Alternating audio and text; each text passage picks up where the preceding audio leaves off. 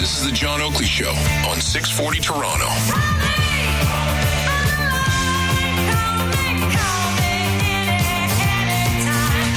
I just want to congratulate you, and ran a really great race. I watched the debate. I thought you were excellent, and I think we have a lot of things in common. We have some tough points to go over, and that'll be fine. But we're going to also be discussing Ukraine, Russia, the war, because Mark wants it ended as quickly as I do. I think it has to end. All right, Donald Trump earlier this afternoon buttering up Carney as Carney went a-calling, and Carney is now, as I speak in real time, offering some kind of a debriefing to the media as to what took place. I don't know.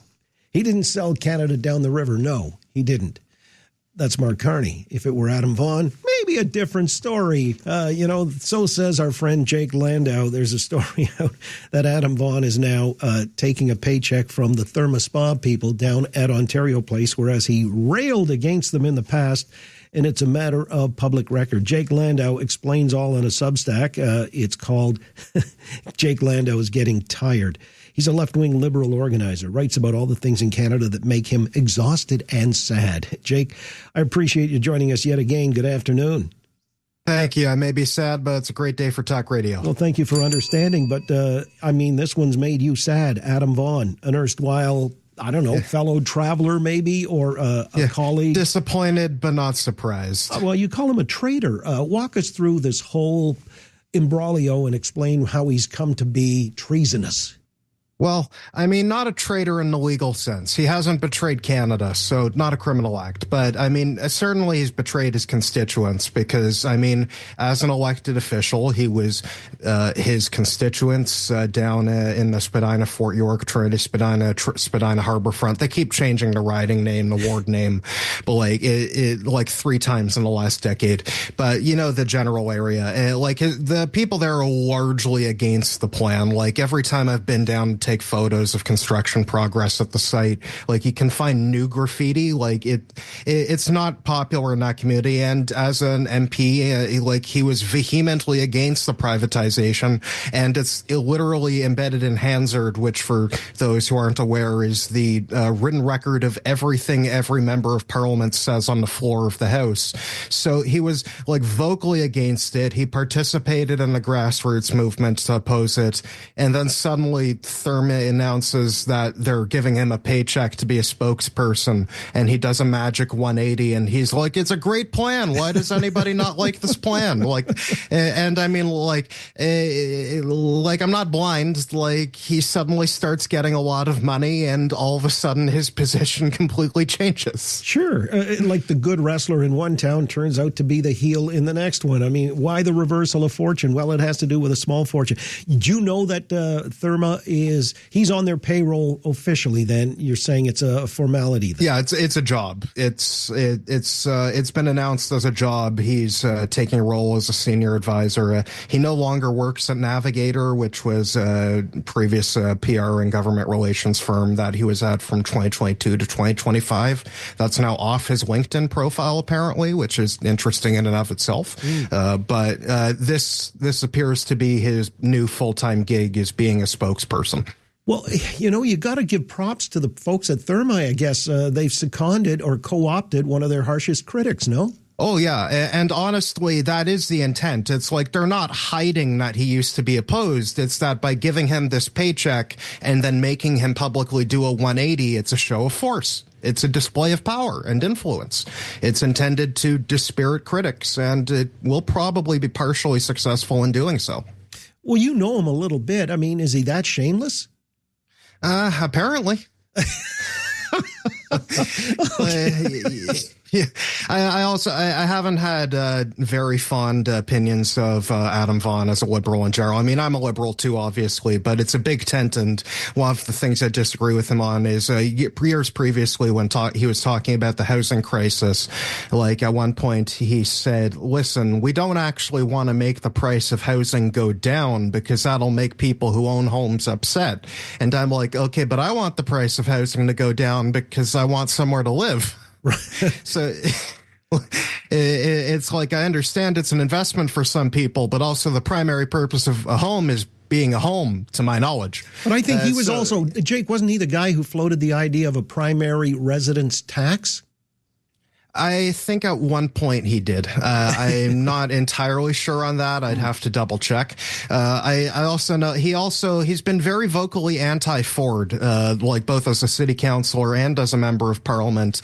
At one point, I think I even include the link in my article. At one point around 2019, he tweeted that Doug Ford should be whacked, which I would not say. I have many criticisms of Doug Ford, but that is one thing I do not think is appropriate for either a journalist or a politician to make comment. All right. Well, Jake Landau is with us, and it's on his Substack. Jake Landau is getting tired. He's tired of the hypocrisy of Adam Vaughan on this case, where he's taking a paycheck now from the Therma Spa. I'm just cribbing from Jake's article here that whereas before he was a vehement critic and disliked the Fords, and Doug Ford being the premier, this is something he was promoting big time.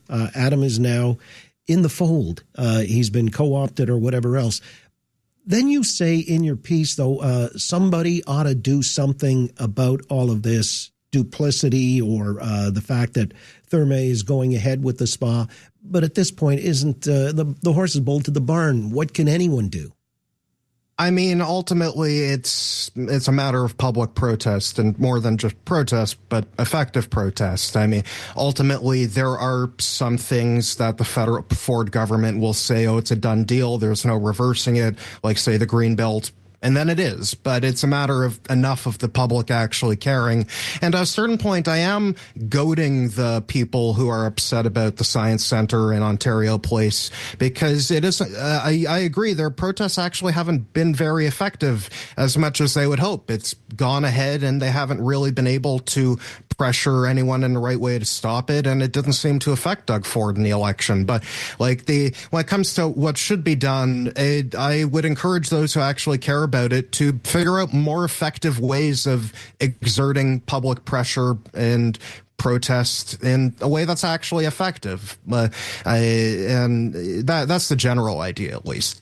Well, 2 weeks ago, the New York Times came out with this article, and it was pretty explicit that this land and in Ontario Place was acquired under blatantly false pretenses, which you cite in your Substack.